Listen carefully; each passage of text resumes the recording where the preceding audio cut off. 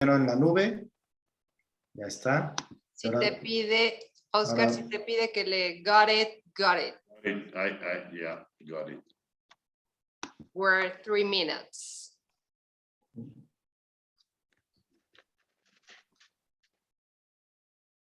Voy porque se friqueó mi teléfono y... ujú.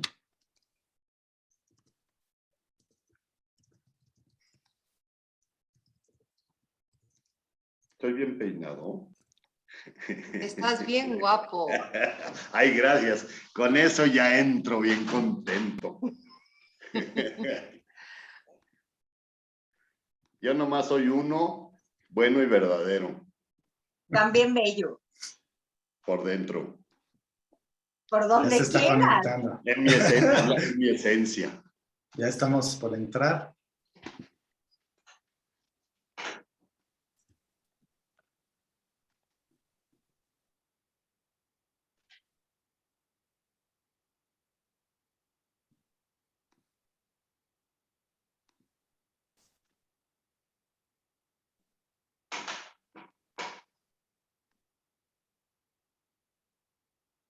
Y según yo ya estamos en vivo. Muchas gracias. Empezamos en un par de minutitos. Por lo pronto, pues ya que se vayan conectando las personas. Y pues vamos a iniciar esta segunda temporada de Signos del Arte, el episodio 1 de nuestra emisión. Mi nombre es Guillermo Villasana, soy consultor y comunicador en semiología de la vida cotidiana, escritor, ingeniero en sistemas electrónicos, y recordándoles, Signos del Arte tiene el objetivo de poder utilizar las artes para conocernos, para comprendernos, a través de ellas ver lo que nos está enseñando, ya sea pintura, música, escultura, literatura, cine. Y pues en esta ocasión, ¿qué estamos considerando la posibilidad de tu vida? ¿Qué posibilidad escogerías? ¿Alguna vez te has preguntado qué hubiera pasado si hubieras hecho las cosas de manera diferente? ¿O te has cuestionado cuántas alternativas y cuántas de ellas estamos dispuestas a seguir? Y aquí es por ello que escogimos el libro La Biblioteca de la Medianoche. Buenas noches, Anita. Hola, ¿qué tal? Muy buenas noches. Soy Alma García Orihuela, consultora y comunicadora en el modelo de semiología de la vida cotidiana. Muchas gracias por acompañarnos. Y tenemos una pregunta. De todas las posibilidades de ser, ¿cuál es la que has seleccionado y por qué? ¿Qué pasaría si comienzas a caminar por todas las alternativas de lo que pudo haber sido tu vida? ¿Qué te encontrarías? De esto se trata el libro, La Biblioteca de la Medianoche. Acompáñanos a descubrir. Clau. Muchísimas gracias. Hola, ¿qué tal? Muy buenas noches. Soy Claudia Pérez Briones, musicoterapeuta, terapeuta Reiki, consultora y comunicadora en semiología de la vida cotidiana. Hoy contamos con un invitado muy especial, único. Él está también certificado como consultor y comunicador en semiología de la vida cotidiana, agrónomo también. Tiene muchas versiones de su vida y sigue buscando, como todos nosotros, la mejor versión de él mismo. Con nosotros esta noche nuestro queridísimo Oscar Mead. Bienvenido, Oscar. Buenas noches. Gracias, mil gracias a los tres por la invitación. Al Miux, Claudia, Memo, mil gracias. Y pues sí, como dijiste, soy agrónomo y semiólogo, pero sobre todo efectivamente soy un buscador que sigue tratando de entenderse a sí mismo, de entender la vida. Y brevemente voy a decir que cuando me inscribí a una carrera, porque tenemos que hablar de estas cosas prácticas, me inscribí a semiología, después me cambié a agronomía, después también me metí a matemáticas y ahora soy semiólogo y sigo buscándole a la vida. Pero en la semiología de la vida cotidiana sí encontré una vocación muy profunda a la que creo que me voy a dedicar el resto de mi vida y alrededor de ella muchas cosas. He andado siempre en la búsqueda de diplomados, por un lado de desarrollo humano, por el otro de finanzas, etcétera. Pero en fin, entrémosle mejor. Gracias. Bueno, también me gustaría felicitar a Oscar porque hace poquito fue su cumpleaños. Y muchas felicidades. Y de manera muy breve, pues vamos a recordar los puntos fundamentales de la biblioteca de la medianoche. ¿Qué pasa cuando no encuentras sentido a tu vida, cuando crees que la única salida es la muerte? ¿Tú qué harías? ¿Te atreverías a terminarla? Y si la opción fuera así, ¿qué sucede durante este intermedio entre la vida y la no vida? ¿Qué verías de tu paso por esa existencia? Clau. Muchas gracias y vamos a seguir con el festejo. Hombre, mil gracias, por cierto. Y con de lo que se trata la vida, de esta asimilación de experiencias y de cerrar ciclos. Y por supuesto, qué mejor manera de cerrar el mes también con este análisis de la Biblioteca de Medianoche, Midnight Library de 2020. El autor es Matt Haig, que nació el 3 de julio de 1975 en Sheffield, Reino Unido. Es autor de títulos superventas mundiales como Razones para seguir viviendo o Apuntes sobre planeta estresado. Ya ha escrito 6 aclamadas novelas para adultos, entre ellas Cómo detener el tiempo, Los humanos y los Bradley.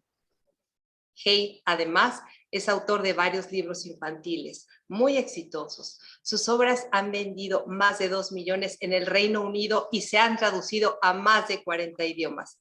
La Biblioteca de la Medianoche fue uno de los libros más vendidos en 2020 en Reino Unido. Ganó el premio Goodreads 2020 a la mejor obra de ficción. Un apunte aquí. Pienso que cuando escribes de ficción, probablemente estás escribiendo una autobiografía, y cuando escribes de tu autobiografía, probablemente estés escribiendo de ciencia ficción. Y es precisamente nuestro tema principal. ¿A dónde te conduces cuando estás en busca del significado de tu vida? ¿Qué vida escogerías? Es nuestro cuestionamiento principal. Esta novela está a punto de ser llevada a la pantalla grande por Studio Canal y Blueprints Pictures, como Matt Haig en su producción ejecutiva. Y, por supuesto, va a llevar un reparto estelar.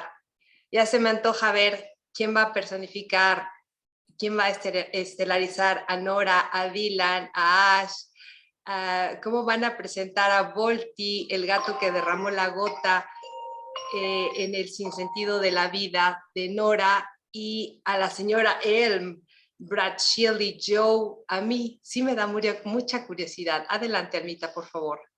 Y bueno, vamos a ver qué ocurrió. Ante una inminente despedida, ante una decisión de concluir con su vida, Nora se encuentra en un punto entre la vida y la muerte. Un lugar dispuesto como una biblioteca, en donde cada uno de los libros que hay en ese lugar se encuentran con historias de lo que pudo haber sido su vida. Y aquí la pregunta es, ¿y si tú estuvieras en un lugar así, te atreverías a leer estas posibilidades? Pero lo más interesante es, ¿qué encontrarías? ¿Qué hubiera pasado si estudias una cosa totalmente diferente a lo que te dedicas? Si hubieras seguido con la música, ¿hasta dónde hubieras llegado? Y si no le hubieras hecho caso a los comentarios de los demás en torno a la natación, ¿en dónde estarías? Al final de cuentas, ¿quién serías? ¿Quién estaría contigo? De esto se trata el libro. Adelante. Gracias. Bueno, pues vamos a darle paso a nuestro invitado especial que nos comente. Oscar, por favor, cuéntanos qué es la vocación y qué importancia tiene para la vida de un ser humano. Pues mira, lo primero que quisiera decir, y que es parte del aprendizaje del modelo de semiología de la vida cotidiana, es que la vocación se descubre, se asume y se implementa. Hay que descubrirla. Y entonces la descubro a partir de lo que soy, lo que sé y lo que tengo, lo cual me determina lo que puedo. Y son varias cosas, normalmente son varias cosas las que puedo a partir de lo que soy, lo que sé y lo que tengo. Y de ellas elijo lo que quiero. Ese es el camino para elegir la vocación. Ya acabamos, está re fácil. Nada más que si nos vamos para atrás, empieza con lo que soy, lo que sé y lo que tengo. Lo que soy. ¿Qué soy? Normalmente no sabemos bien lo que soy. Entonces es ahí donde tengo que trabajar, en descubrir lo que soy. Y desde que nacemos, y Memo me callas, ¿cuántas horas tenemos, Memo? Es que Memo es nuestro regulador y nos regaña si nos alargamos. Pero desde que nacemos, primero nacemos y se generan ahí las dos emociones de angustia existencial y desamparo, y empieza nuestra vida y se empieza a formar lo que llamamos la huella de abandono, que está en función de qué tanto recibimos amor. Bueno, eso. Y luego entramos en la sociedad, primero a través de familia, escuela, sociedad, que nos transmiten tradición, moda y cultura. En resumen, y además traemos nuestra propia genética y con ella una proclividad hacia ciertas cosas, tenemos susceptibilidades, tenemos miedos determinados también por la genética. Esa combinación de nuestra genética con todo eso cultural que vamos adquiriendo, más lo que pasó al principio con nuestra angustia existencial y desamparo al nacer, pues obviamente nos va haciendo crearnos una imagen de nosotros equivocadísima, que llamamos el imaginario, que es lo que creo ser, pero no soy. Entonces, ¿qué hay que hacer? Trabajar en descubrir lo que soy para a partir de ahí poder irnos hacia la vocación. Y bueno, puedo platicar un rato, Memo, de cómo descubrir lo que soy, pero me vas a regañar. No, para nada, al contrario, aquí tú tienes la palabra y es estar abiertos y pues sí, efectivamente esta parte de la vocación, conforme lo vemos en semiología de la vida cotidiana, sumamente importante el comprendernos, el conocernos y de ahí poder identificar hacia dónde nos vamos. Y otro elemento que se me hace sumamente interesante en el modelo es que tenemos esta concepción normalmente de que la vocación existe y es solo una. Entonces, en lo normal, en lo que vivimos en el día a día, nos dicen, es que tienes que escoger una carrera y a esa te vas a enfocar toda tu vida y es lo único que puedes hacer.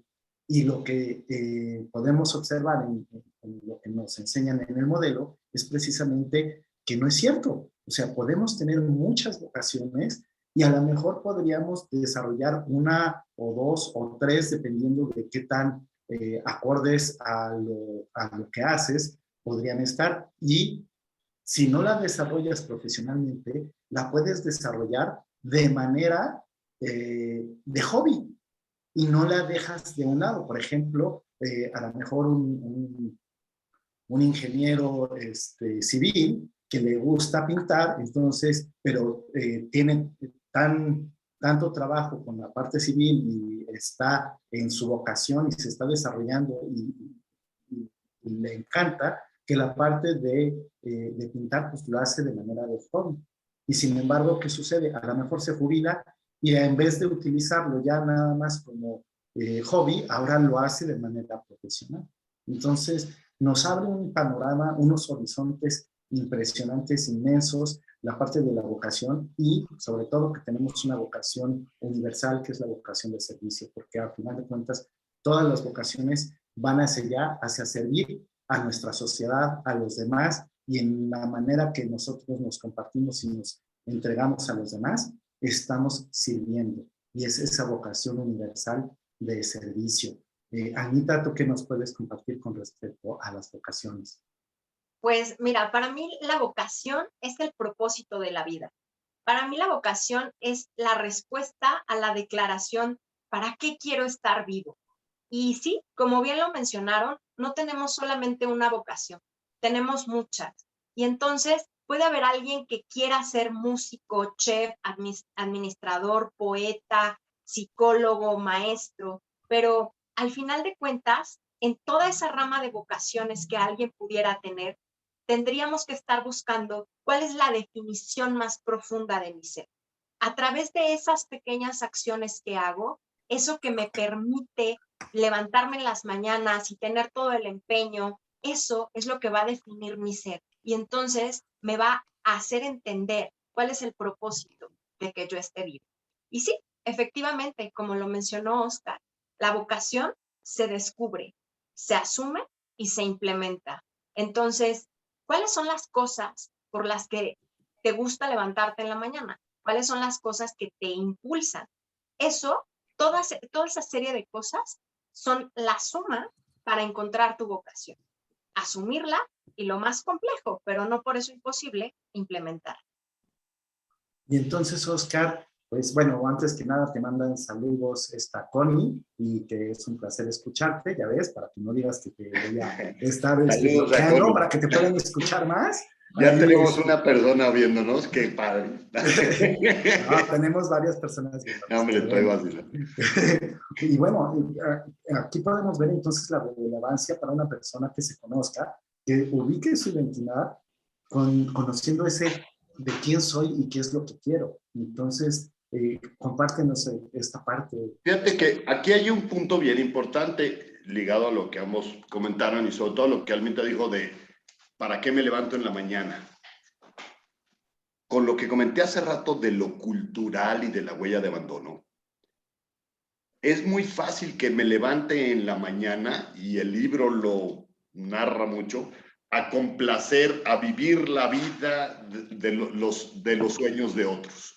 Y es normal, y lo normal es que nos pase a la gran mayoría, que inconscientemente vamos satisfaciendo las necesidades de otros, buscando la aceptación de ellos a través de dedicarnos a aquello con lo cual nos van a aceptar o con lo cual nos van a dar amor en cualquiera de sus 7 fuentes, reconocimiento, etc. Es ahí donde está la clave de descubrirme a mí mismo, de realmente conocer mi esencia, y por eso tan importante ir trabajando en descubrir qué de lo que hago se debe a condicionamientos y qué de lo que hago se debe a esa huella de abandono, y estoy buscando lo que me faltó de niño, lo que yo sentí que me faltó a través de dedicarme a ciertas cosas, de hacer ciertas cosas, de comportarme de cierta manera. Y también la parte genética que comentaba yo. Pero en fin, en resumen, lo que estoy queriendo decir es, podemos estar muy equivocados levantándonos con un cierto gusto en la mañana a hacer lo que tengo que hacer, pero sin darnos cuenta de que lo que estoy haciendo es buscando la aceptación de los demás a través de dedicarme a cosas que no van conmigo. Ahí está una clave de cómo buscar lo que realmente va con mi esencia. Y al personaje del libro le pasa mucho. Digo, nadaba porque Nora, nadaba porque su papá quería que nadara, etcétera, etcétera. Y hablando de la huella, es muy claro el autor cómo al principio dice, a Nora le ponían un gorro porque sus orejas estaban feas, la mamá, y el papá la obligaba a nadar, y si no, no la aceptaba. Entonces ella nadaba para que el papá la quisiera, independientemente de que ella también de repente nos narra a lo largo del libro el verdadero placer que sentía en nadar, pero no quería ser campeona olímpica, y el papá sí quería llevarla al máximo a eso. Entonces tenemos que tener cuidado con nosotros mismos en eso, y la verdad es que es algo que todos vivimos. Y bueno, claro. Este Memo también, perdón, Claudia, nomás para cerrar esto, son varias las vocaciones, y nada más para complementar lo que podemos descubrir, porque obviamente nuestra capacidad es para muchas cosas. A partir de lo que soy, descubro muchas que puedo hacer. Y puedo además irlas haciendo simultáneamente o no, o irlas haciendo en una etapa de mi vida y después cambiar, porque además también yo estoy cambiando, lo que soy, sé y tengo se va ajustando, o probablemente ya quedé satisfecho, lo que estaba haciendo ya me satisfizo, cierro un ciclo y me dedico de lleno a otra vocación también alineada perfectamente con mi esencia.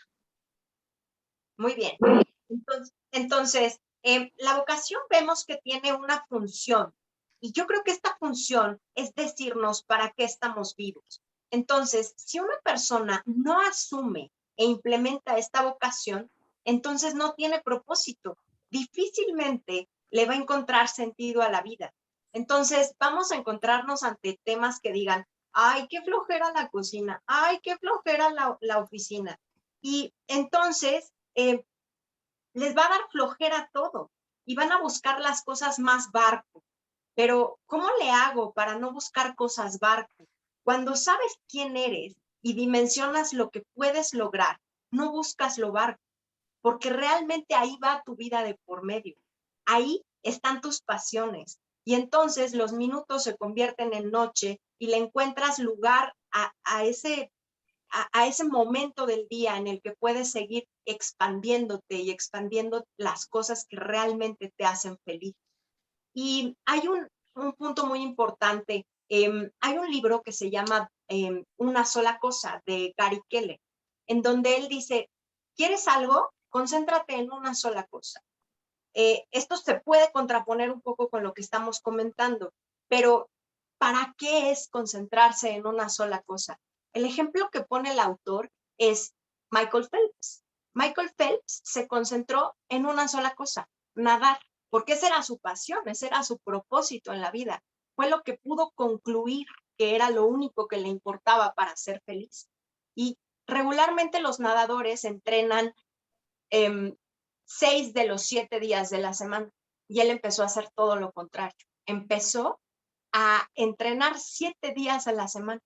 Lo que ocurrió fue que él entrenó muchas veces más que el resto de sus competidores, pero eso ocurre solamente cuando encuentras el verdadero propósito de tu vida y cuando entonces no solamente entiendes, asumes, y esta es una consecuencia de cómo implementar para lograr un objetivo y un propósito muy específico. Y bueno, antes de que entres, Clau, me gustaría, tienes saludos de Elia y Rafa, querido Rafa, también compañero, consultor, comunicador, nos pregunta, aún ya ejerciendo la vida, hay mañanas, días o noches muy difíciles, ¿no creen? Aquí creo que también sería muy interesante la opinión de Oscar. ¿Qué opinas? Y luego continuamos contigo, Clau. ¿Qué opino de que haya mañanas, noches y tardes difíciles? Bueno, un abrazo a mi queridísimo Rafa. Y por supuesto que los hay. La vida no es perfecta, pero ahí es donde viene la aceptación. Viene el aceptar tu principio de realidad, es el aceptar que la vida no es perfecta y el tener una actitud de aceptación para estar en armonía con todo y con todos. Ahí hay 5 respuestas. Las menciono rápido para los que no conozcan mucho semiología, pero es la acusación manifiesta en donde te estás quejando, el rechazo interno donde ya no lo expresas, pero la queja es interna, la resignación pasiva donde por dentro dices, bueno, esta cosa horrible que me está pasando, pues es la cruz de mi parroquia y lo que me tocó cargar y ahí voy con ello. Esas 3 no sirven y son involutivas, no te van a ayudar a lograr la plenitud. Solo hay 2 buenas, la aceptación plena y a partir de ella, además, la transformación creativa. Pero estaba yo hablando de la aceptación. Entonces, todos esos momentos difíciles, pues simplemente aceptarlos y tener la mejor actitud posible respecto a ellos. Y ya podemos entrar más profundo en revisión de actitudes a través de revisar pensamientos, creencias y valores. Pero para no entrar mucho en eso, yo creo que ahí la respuesta es esa actitud de aceptación plena. Padrísimo, muchas gracias, Oscar. Gracias. Clau, entonces, y muchísimas gracias. Y es precisamente lo que dice Oscar, que es caer finalmente en quién soy y qué quiero, es el poder responder este cuestionamiento. Pues te da un sentido de pertenencia, es una base segura, trascendiendo, como bien decía Oscar, también la huella de abandono que se caracteriza por sentir desamparo, no sé qué quiero, y la angustia existencial, no sé quién soy, y gran parte de la población del mundo está inmersa en ello, y por eso estamos aquí los 4, los colegas que nos están acompañando. Acérquensenos y nosotros tenemos una lamparita, tenemos de herramientas para poder conducirlos y encontrar respuestas con las herramientas que tenemos del modelo de semiología de la vida cotidiana, porque por supuesto que hay un gran trabajo interno que hacer y dura toda la vida. Por eso somos buscadores. Es bueno saberlo, porque eso te da seguridad, que tus ideales sean más grandes que tus posibilidades y que esas posibilidades sean ideales. Como decía Oscar también, lo ideal dentro de lo posible. Ahí está nuestra pauta de oro, ahí está la vocación que mencionaron, es este llamado interno. Almita, adelante, por favor. Gracias. Oscar, pero si pudieras explicarnos qué es lo que el libro nos permite descubrir del conocimiento de uno mismo. Si tuvieras a Nora Sid sentada contigo en tu consultorio, viéndose al espejo, ¿cómo le harías saber que ella es una buena, bella y verdadera? Bueno, aunque eso es la pauta de oro, y por supuesto yo quisiera que un día ella llegue a eso, me iría con mucha calma y mucho cuidado en esa dirección. ¿Eso qué quiere decir? Eso es la transformación del autoconcepto, que es la esencia, es el eje básico de nuestro trabajo y de lo que hacemos con todos nosotros. Ella se formó una idea equivocada de sí misma. Y entonces la idea es que ella se quite esa cáscara como nos han enseñado, que dijo Miguel Ángel cuando le preguntaron cómo hizo el David, y dijo, nada más tan perfecto el David, ¿no? Y dijo, pues nada más quitándole lo que le sobraba. Yo a veces digo que desde que nacemos y antes de que por primera vez en nuestra vida nos pusieran un espejo, nos van poniendo una botarga y vamos por la vida con la botarga y nos vemos en el espejo y somos eso, porque pues es lo que hemos visto de nosotros. Y eso es lo que nos pasa a todos. Bueno, ya entrando en concreto con Nora, ¿y qué hay que hacer? Quitar la botarga para descubrir quién está dentro, ¿no? Eso metafóricamente. ¿Qué haría con Nora? Bueno, primero si llega en el momento en que se anda queriendo suicidar, número 1, contención, que básicamente sería escucha empática, punto. Una vez logrado eso, le explicaría lo que comenté hace rato. A través de ir revisando su propia vida, le explicaría cómo ella fue adquiriendo necesidades de satisfacer los deseos de los demás y de satisfacer su vacío interno, cómo está buscando aceptación, cómo está buscando reconocimiento, cómo está buscando amor en sus diversas expresiones, porque ella siente que no pertenece, siente un tremendo vacío, una insignificancia que es equivalente a la muerte, y es continuar con esas emociones que ya dijimos tanto, de angustia existencial y desamparo, pero que las subrayo porque las cargamos por toda la vida y crecen con esa huella de abandono. Entonces, ¿qué haría con ella? Ayudarle a ir descubriendo todo eso que hace y derivado de ello que piensa y también que siente, perdón, que piensa y en función de ello lo que hace y que siente, y todas esas emociones negativas, toda esa soledad que siente, ¿de dónde viene? ¿Cómo se generó ese vacío que está queriendo llenar y nunca va a poder llenar con lo de afuera? Y cómo se ha generado todos esos condicionamientos que la llevan a actuar de cierta forma y a sentirse que va contra sí misma, y a cómo lo siente a través de su emoción, a través de no estar plena, satisfecha y, como decías tú, de no levantarse emocionada.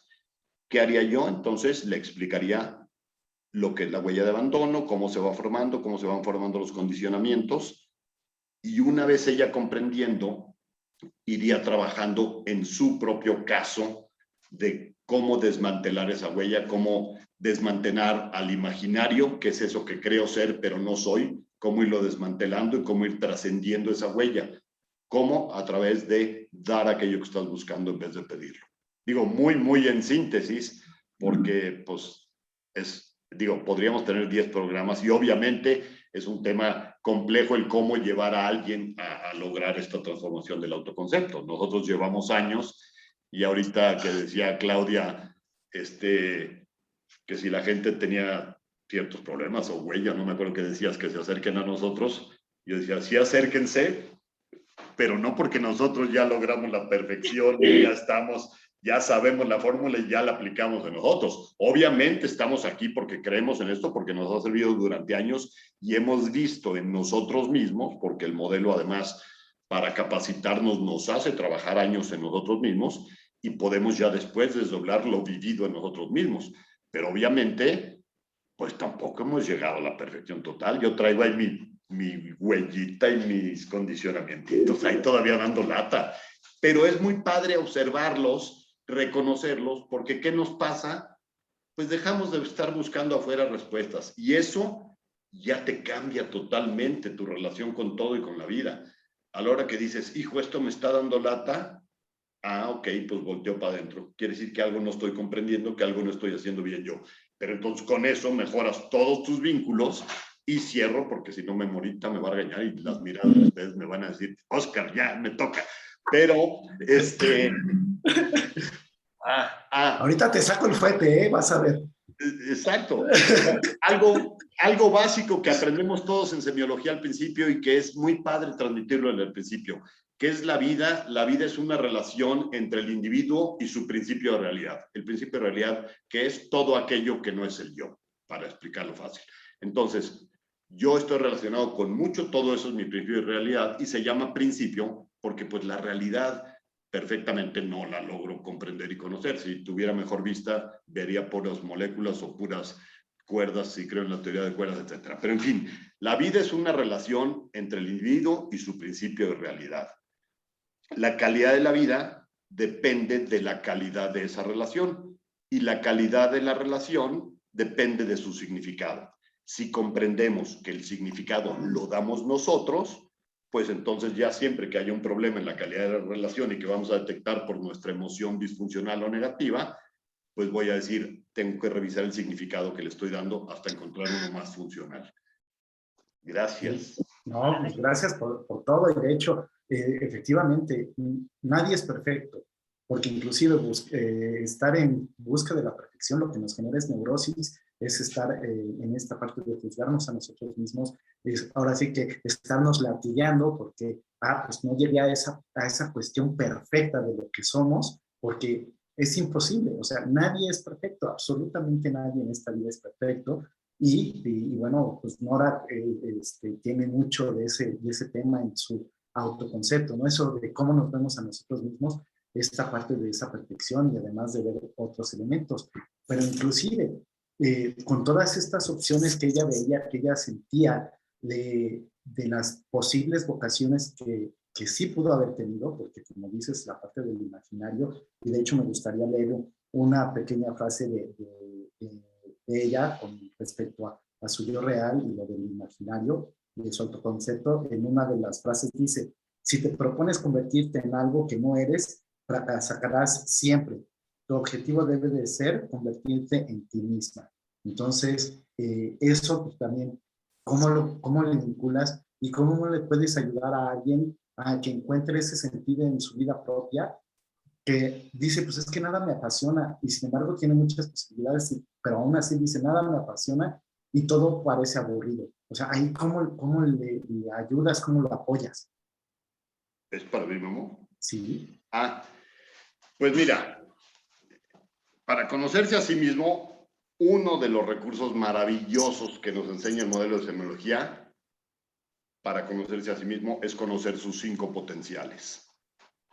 ¿Qué son los potenciales? Son antenas de captación de diversos aspectos del principio de realidad, de diferentes dimensiones del principio de realidad. ¿Y cuáles son esos 5 potenciales? Instintivo, motriz, sexual, emocional y racional. ¿Qué captan? Instintivo se refiere a todos los órganos internos y los 5 sentidos, todo lo relacionado con nuestra supervivencia. Y es instintivo porque está funcionando solo sin nosotros meternos mucho con ello. Motriz tiene que ver con el volumen en el espacio, con nuestro movimiento y quietud, con nuestra ubicación en el espacio. Inclusive, pues ahí sale si eres orientado o no, cómo estás en ese potencial. Sexual tiene que ver con nuestros procesos de excitabilidad y tiene que ver con todo el erotismo y tiene su otra contraparte de castidad, en fin, pero el sexual tiene que ver con cómo está funcionando tu sexualidad. Después el emocional, pues obviamente es la dimensión afectiva, cómo están tus emociones y es capaz de trabajar bien o no ese potencial. Y por último el racional, que tiene que ver con el intelecto, con los procesos analíticos, con toma de decisiones, con los conceptos.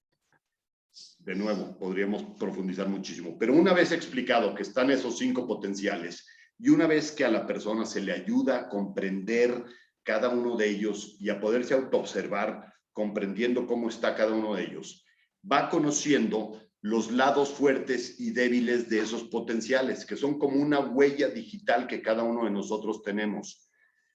No hay 2 personas cuyos 5 potenciales funcionen de manera idéntica. Unos somos más buenos para unas cosas, otros para otras, etcétera, etcétera. Y nuestros órganos no funcionan idéntico en todos nosotros, podemos tener un mejor funcionamiento de unos u otros. Nuestras glándulas incluso determinan nuestra personalidad, nuestra tipología desde el punto de vista del leptagrama, que ahorita no vamos a hablar de él, pero es la genética que también determina mucho nuestra forma de ser, nuestras capacidades, nuestros miedos, nuestras respuestas a la vida, etcétera, etcétera, etcétera. Pero entonces, si nos vamos en cada uno de ellos y lo vamos conociendo y detectando sus lados fuertes y débiles, ¿qué hacemos? La conexión hacia la vocación es a partir de los lados fuertes. Y eso es maravilloso.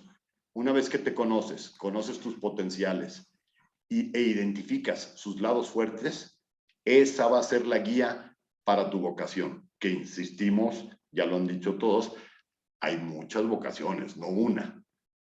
De nuevo, cuando yo soy lo que sé, lo que tengo, lo que puedo, pues son muchas cosas. Y de ellas elijo, porque pues van a ser varias. Y puedo ir eligiendo en diferentes momentos de mi vida, algunas simultáneas, como ya dijimos. Pero es a partir de esos lados fuertes y débiles de mis potenciales. Más limpiando todo lo que ya dijimos de huella de abandono, etcétera, para que de veras esté yo alineado con mi esencia perfectamente. Hay un tip que hace tiempo nos daban en semiología muy útil, porque pues ahorita está padrísima toda esta teoría, nomás que hay que trabajarle un rato.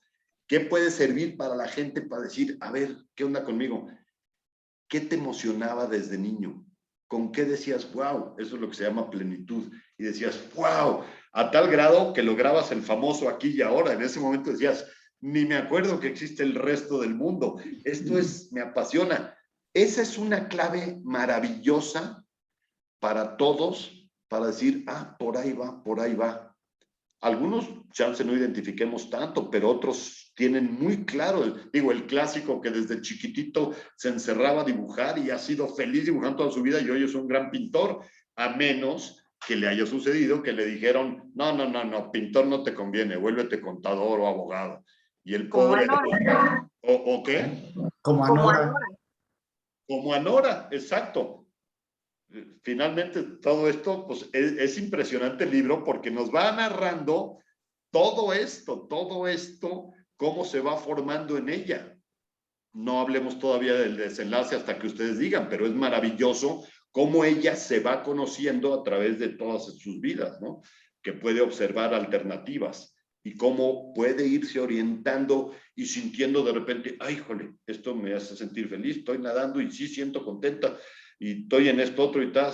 Y digo lo estoy nadando porque está contenta, porque sí le gusta. Lo que no le gustaba era que la forzaran a ser campeona olímpica y ciertas otras cosas más. Me detengo tantito para...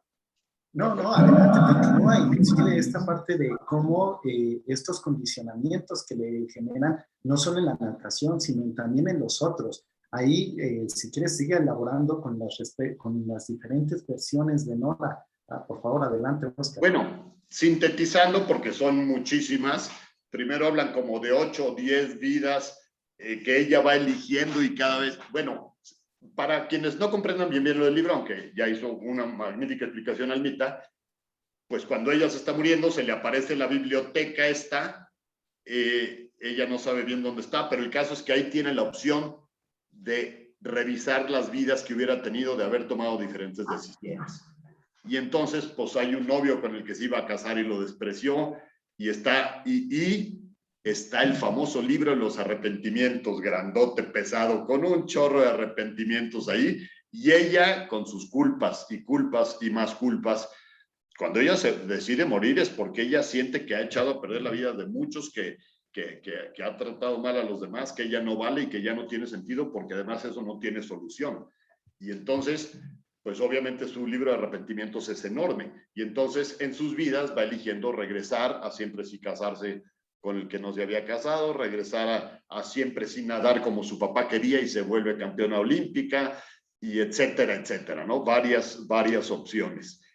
Y entonces, incluso hasta a regresar a la vida porque pues dejó salir al gato y el gato lo encuentran atropellado, y esa era una de sus pesadumbres enormes de culpa horrible, y así muchas otras cosas. Y va viviendo todas estas vidas y pues sí, vaya a donde se casa, etcétera, y está feliz con eso, pero resulta que no era tan padre esa vida porque el marido es alcohólico y la trata mal y le pintó el cuerno y lo demás, y ella dice no, y se regresa a la biblioteca, porque cuando no está, la clave ahí es decepción.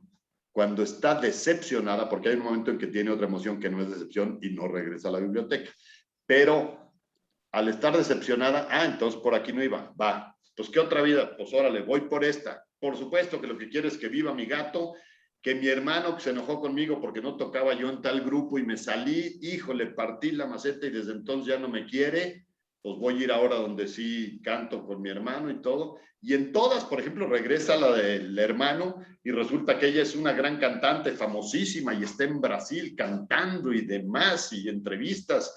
Y en el de nadar para complacer al papá, porque pues ella se sintió muy mal de no haberle hecho caso al papá para nadar.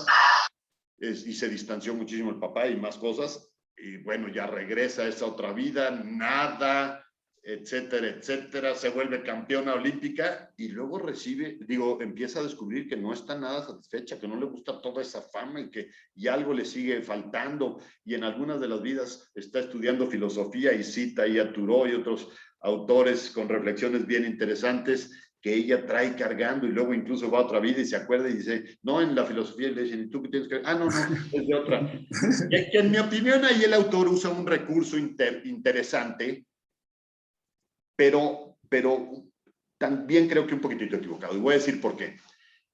Cada vez que ella llega a una vida, ella como que no sabe bien qué onda y le preguntan, oye, ¿vas a ir a tal lugar en la tarde? Y dice, uy, no sé, ¿cómo se llama mi hija? Tengo una hija y no sé ni cómo se llama. En mi opinión es un pequeño error, porque obviamente, y cuando los teóricos, porque pues finalmente todo es teoría ahorita, de universos paralelos y líneas paralelas de tiempo y todo, pues obviamente te dicen, puedes saltar a la línea paralela de tiempo a un universo paralelo, pero ahí hay una continuidad. En ese momento no llegas a decir, ay, ¿qué onda? En ese momento estás con toda la memoria y todo bien y estás ubicado ahí. Aquí creo que el autor usa ese recurso que en mi opinión, pues ni modo de que vayas a otra vida y llegues a alterar esa vida de repente y tu esposo dice, ¿qué te está pasando? Que ya ni te acuerdas de mi nombre. Creo que es un pequeño error, pero es un recurso probablemente muy consciente del autor para que ella, desde su vida raíces, desde esa de la que quiere irse, pues con esa perspectiva siga viendo cada una de las vidas. Podría haberlo hecho diferente el autor a decir, pues nomás las vas a ver en una pantalla y te vas a conectar cables y vas a sentir las emociones. Y chance hubiera sido mejor. Pero eso, sí, claro, eso no es importante. Lo importante, claro, es que ella va y vive todas esas vidas, regresa a la biblioteca y la señora Elm le dice, ¿ahora cuál quieres? Ah, no, pues en la que me caso, sí, en la que el gato, en la que paz, quiero una de mucha paz, y va una por una, experimentando. En todas llega el momento de la decepción. Al final encuentra una de bastante paz, pero como que dice, esta ya es, no me quiero ir. Ay, pues sí, pues no, pues sí, pues no. Y como que le falta pasión, le falta amor y algo está pasando ahí, pero dice, pero está muy en paz y todo está bien. Tengo el hijo maravilloso, el esposo maravilloso, la casa maravillosa, estoy muy bien yo.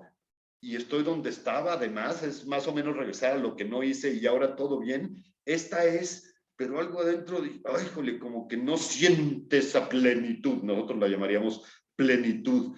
Y trata ahí como que dice, no, pues de esta no me quiero ir, esta sí es, y sópale, se va. Finalmente aparece la decepción. Sí, y hasta a ver, que puedo avanzar a llegar a una conclusión a ver, aguántanos, a ver, Claudia, a ver. Y es que es precisamente lo que dices, Oscar, es buscarle sentido a la vida, esta plenitud que tú dices es el sentido de la vida que tanto anhelamos. Y es el libro de los arrepentimientos que tanto nos culpamos, o sea, hacemos las cosas en ese momento que teníamos esos recursos, entonces ahí viene la culpa. Y el modelo de semiología de la vida cotidiana sí propone otras vidas, otra dimensión dentro de esta. ¿Cuáles son? Visualizando en perspectiva el pasado en forma de memoria, son todas estas escenificaciones que podemos resignificar, y el futuro en forma de deseo.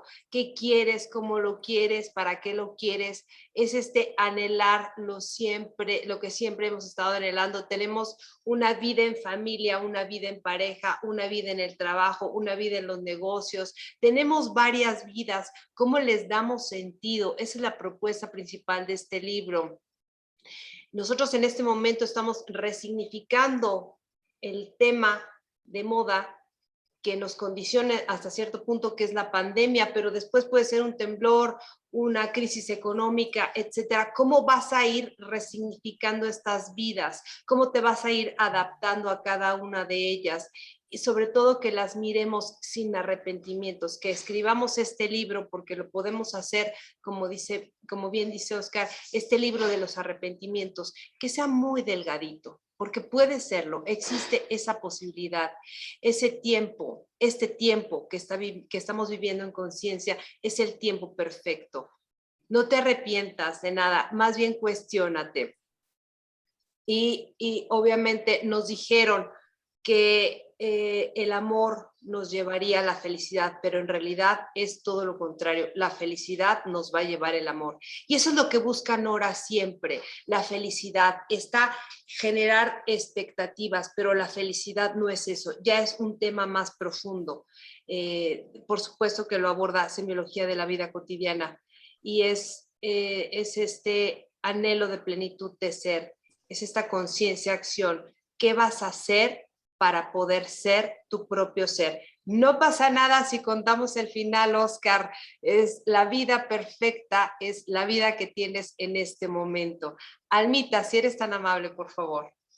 Pues nada más para redondear lo que es la falta de sentido de vida. El punto es, hay tantas cosas tan fascinantes que ¿cómo te puedes aburrir?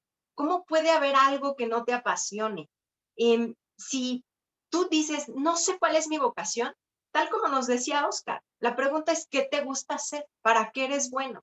De todas esas cosas que te sientes orgulloso, dinos cuáles son tus logros. ¿Cómo le has logrado encontrar sentido a la vida? ¿Qué cosas has hecho? ¿Y cómo te sentiste al lograrlas?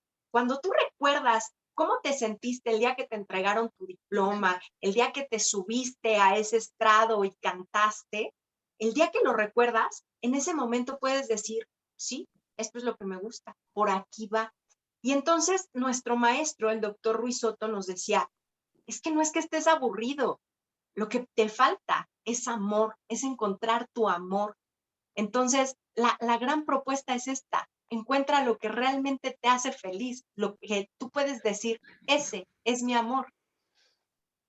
Sí, de hecho, aquí hay un punto bien importante que dice, nos está poniendo aquí nuestro compañero Rafa, que dice, ¿cuál sería su mejor consejo para un joven menor de 20 años para sumarse a sus vocaciones? Bueno, pues creo que una respuesta está aquí, lo que acabas de decir, Anita, ¿no? Esta parte donde nosotros encontramos nuestro amor por nosotros, donde sabemos que genera esta excitación, esta felicidad, esta plenitud, que inclusive cuando empezamos a hablar de ello, hasta los ojitos nos brillan, ¿no? Es cuando dicen, es que hasta los ojitos te brillan cuando empiezas a hablar de tal tema, o que empiezas a caminar, o empiezas a correr, o te gusta la lectura, o estás escribiendo.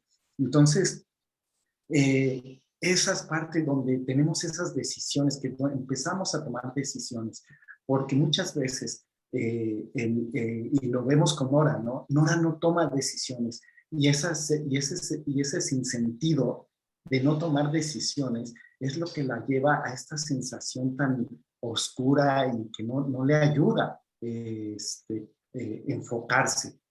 ¿Por qué? Porque no está asumiendo nada.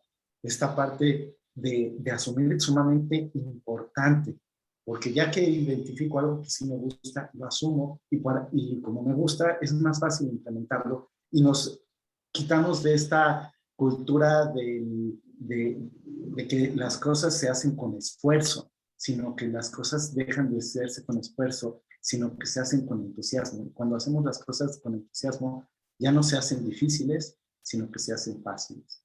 ¿Por qué? Porque podemos comprender y podemos vislumbrar estas situaciones que nos van llenando de plenitud, que nos generan paz, que nos generan alegría. Y al final tiene que ver porque también nos estamos compartiendo, porque estamos haciendo algo que nos está dejando dejar huella, ¿no? El hecho de que cuando estamos en vocación, por eso les decía que esta parte de la vocación universal, que es la del servicio, no importa la vocación que tengas, en el fondo y al final llegamos a la vocación del servicio. Y cuando tú encuentras eso, cuando tú encuentras algo que estás dejando hacia los demás de ti, ahí está, ¿no? Y creo que por ahí es donde yo le diría a un joven, si vas a hacer algo, hazlo desde tu ser y ese ser que se está compartiendo a los demás, y al compartirse a los demás, te da mayor plenitud.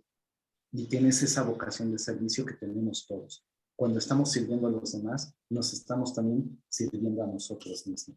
Y pues bueno, eso es lo que yo consideraría con respecto a eso. Oscar. Gracias, Memo.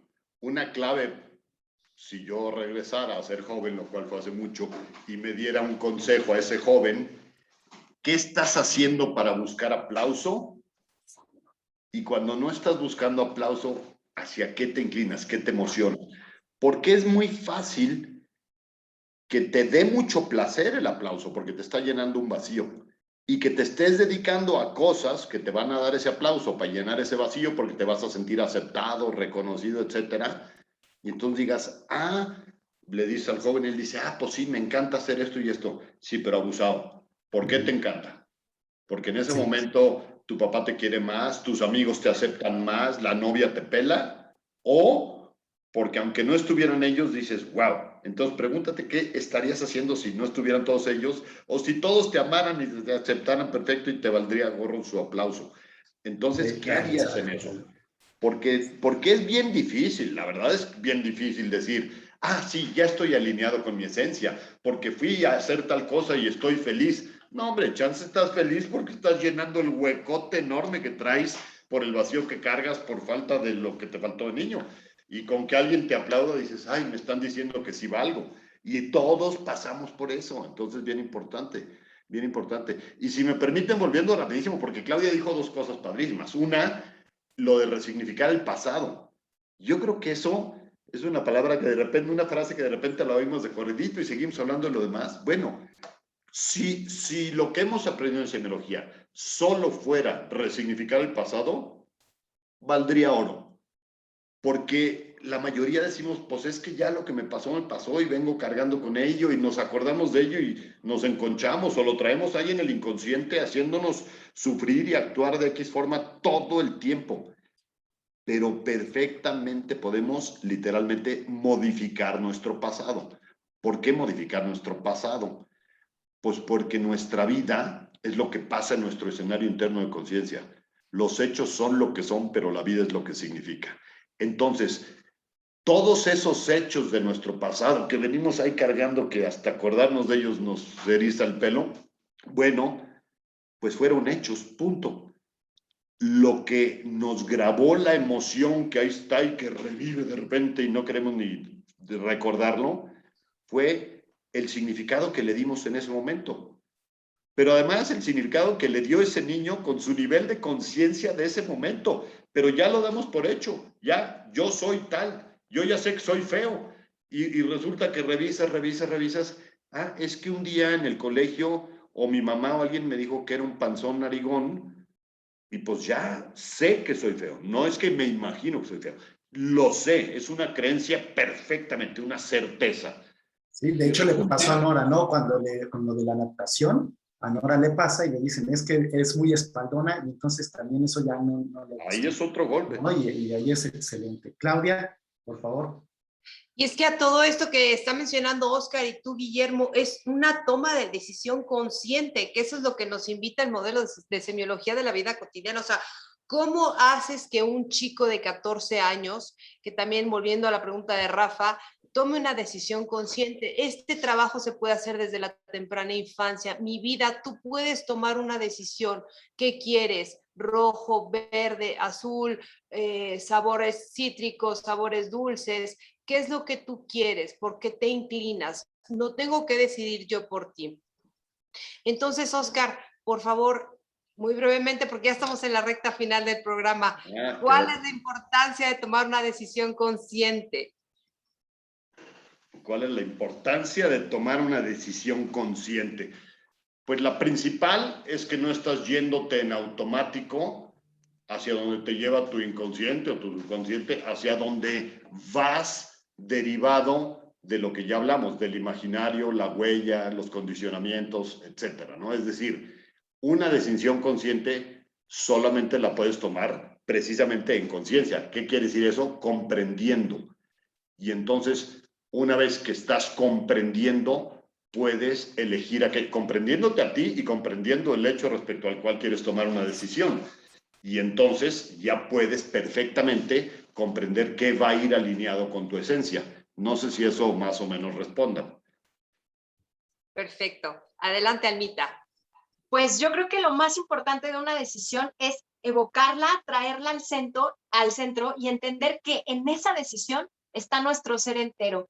Vernos ahí, al centro de esa disyuntiva y analizar, preparar, visualizarnos y realmente preguntarnos, ¿es lo que quiero o no? Y si sí lo quiero, ¿cómo me sentiría si las cosas llegaran a buen puerto? Y si no llegan a buen puerto, ¿cómo me sentiría? Y entender que voy a poner todo mi ser en que las cosas ocurran como yo quiero que ocurran o lo que tengo imaginado. Pero si ocurre algo totalmente distinto, también es parte de la experiencia y entenderlo así, que la vida solamente es rica en experiencias.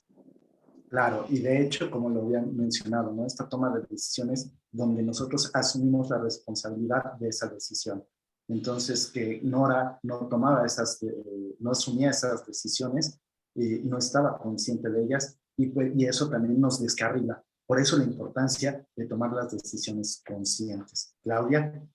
Gracias. Sí, como sabes que que tomaste una decisión certera, es porque te genera paz. Es la emoción base para que tú consideres que estás tomando una decisión correcta, en la dirección correcta.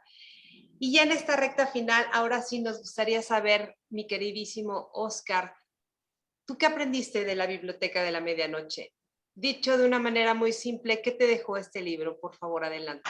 Pues mira, la reconfirmación de lo que afortunadamente aprendemos en el modelo de semiología de la vida cotidiana, que es que finalmente lo que tú estás viviendo y tu calidad de vida está determinado por los significados que tú das a lo que estás viviendo, por tu actitud, y que eso está determinado por tus pensamientos, creencias y valores que puedes revisar, pero finalmente tú vas respondiendo, y mientras más sea en conciencia, pues vas generando significados siempre funcionales, y si no, los puedes ir transformando. En resumen, que todo lo externo que ella buscaba, pues no era ahí la solución, sino era en su actitud, en su respuesta, en sus procesos de significación, lo cual es igual para todos nosotros en la vida.